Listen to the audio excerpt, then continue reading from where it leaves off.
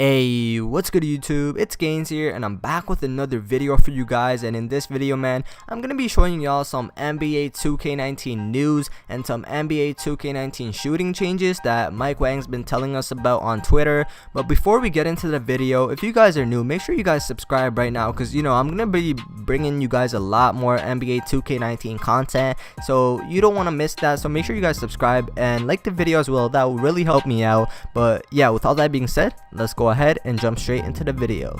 Alright, now for the first tweet, we got someone who asked Mike Wang, well, contested shots still go in at an alarming rate like so in 2K18. Can you still get a green release even when you're smothered? Mike Wang ends up replying, no, you can't green heavily contested or smothered shots. It's not a guaranteed miss, but they won't fall nearly as much.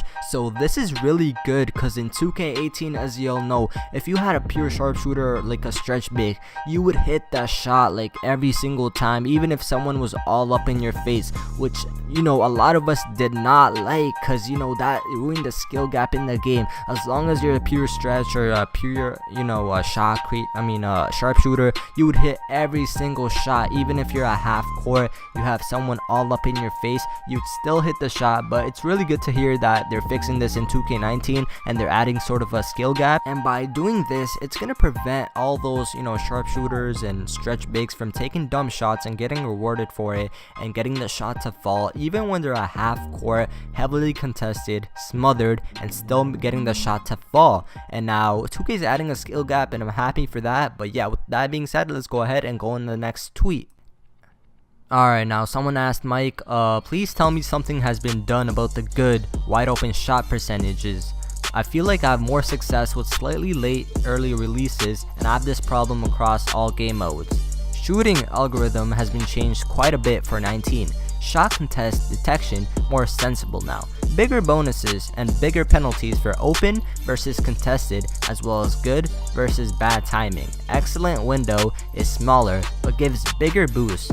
Shooting will be more skill based. Now I really like the way this tweet sounds, cause it seems like 2K is trying to find a shooting algorithm that's consistent in 2K19, cause as we all know, in 2K18 there wasn't a consistent shooting system that was, it detected whether your shots were good or you're contested or not. Cause we all know you could be wide open in the corner, have corner specialist, a boost on, and you have good timing on your shot, but you still end up missing that shot. But that one time you're heavily contested at limitless range in the half court, and you're heavily contested and smothered, you end up making that shot, bro. It was very inconsistent, but the way Mike Wang put this tweet, it's like they're trying to fix it and fix 2K18 to make a better game in 2K19.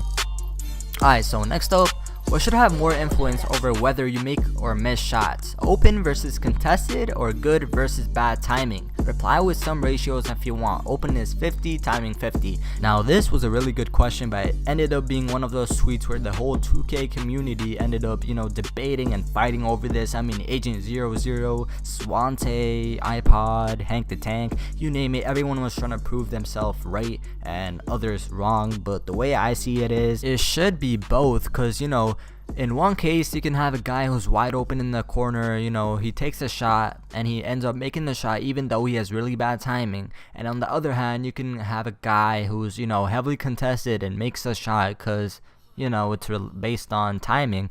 But that's not how it's gonna be, alright, because 2K already said you're not gonna be making heavily contested shots as often, and you can't green them ever. So if you guys just bagged that and took it into consideration, you would know that choosing shot timing would be the right option. But hey, I'm not here to tell you guys what to do or not. But anyways, let's go on the next tweet. Can greens actually look like wet, where they are all net instead of 18, where a green bounces off the rim, then top of the backboard, and finally went in? Every now and then there will be some rim drama, but for the most part, almost every green release will be all net. Now I really like this, because in 2K18 you can have a green light, a good shot timing, everything, you're wide open, it's green, and you yellow green, but it ends up hitting the backboard and the top and back, and it just didn't feel like a green, alright, because if you're taking a really good jump shot, it should just go in and splash and make that sound effect, but instead it would just bounce off and off and off. But hey, that's a really good feature that they're trying to, they're trying to involve these things. These little things really matter in 2K because it will really change the difference between a good and bad game. So yeah. So next up, we got a similar tweet, which was, what's the word for pure sharps, Mike? Do they still get those green animations?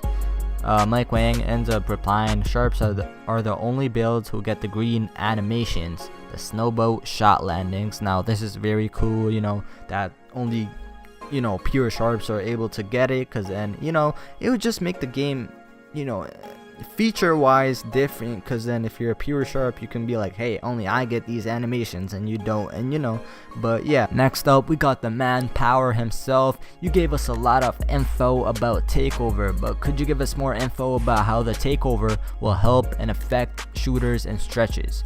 Now, Mike Wang ends up replying by saying, takeover modifies shot windows for shooting builds to make it easier to hit perfect timing.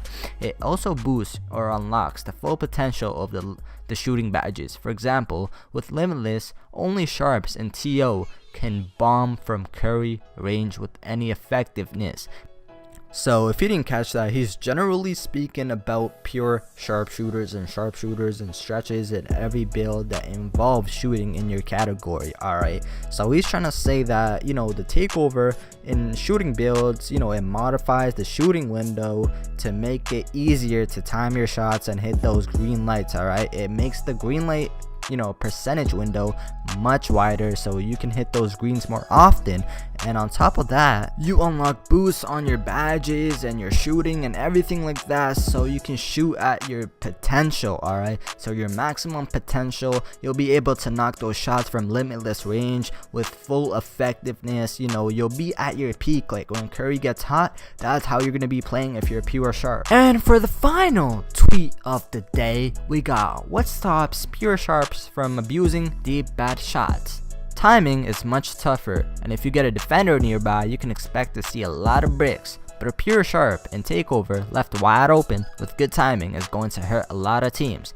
Now this is really good, Mike. This is really good. Thank you, man. Thank you, Mike, for all this information. Now to all my future pure sharps, man, if I see you miss one, and I'm talking even one, the slightest bit, just one shot, when you're in takeover and you're a pure sharp or stretch, you better not miss, bro. If you miss, you suck ass and you need to quit the game, because you have all those badges, you're in takeover, you're hot, you have, God knows how many boosts you bought on your 3-pointer, and you still end up missing a shot, bro. You need to, you maybe go play some Fortnite, go play some COD, BO4, just get off 2K if you're pure sharp and you're in takeover and you miss a shot. Because the way Mike Wang put it is, you better not miss a shot in takeover, or else your build sucks, you suck, and you need to quit. But yeah, with all that being said, that pretty much just wraps it up for this video. If you guys found this video helpful, you like the news, you enjoyed the video, you liked the video,